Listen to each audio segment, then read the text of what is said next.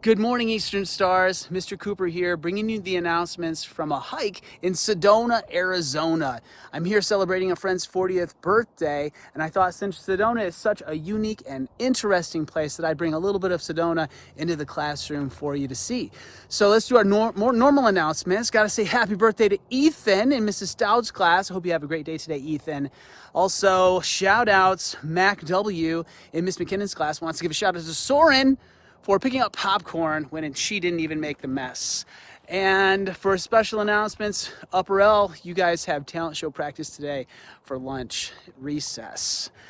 So for the rest of these announcements, I want to show you cool things that I've seen. Creature update, but not just creatures, but there are types of plants here that we don't see much of in Traverse City, Michigan. Here's the question of the day.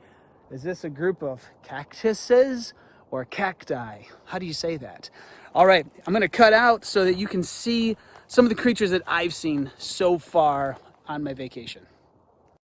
One of the first creatures that I came across was this, and I mistook this creature for a pig.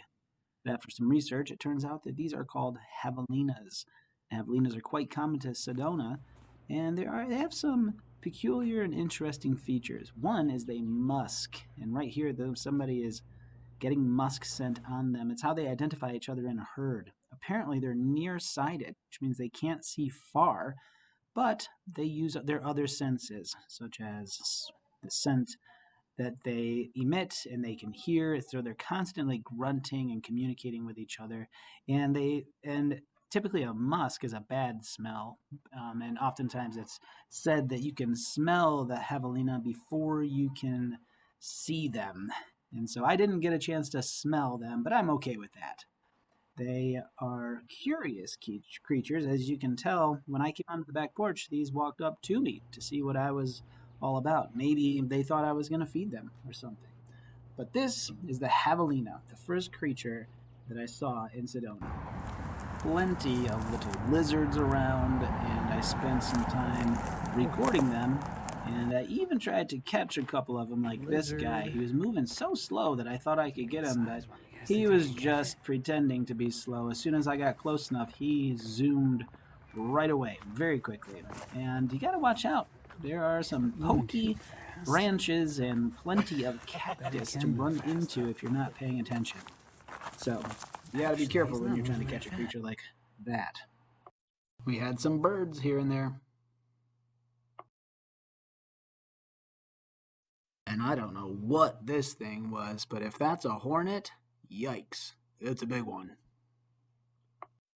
I was hoping and hoping to see a rattlesnake, and I lucked out. This rattlesnake was in a dry river bottom. One of my friends was walking along, and that rattle did exactly what it was supposed to do. It told my friend, hey, you're too close. And my friend said, you know what? I agree, I am too close. I don't know if she said that. She probably thought that. What she said sounded a lot more like a high-pitched scream as she ran away.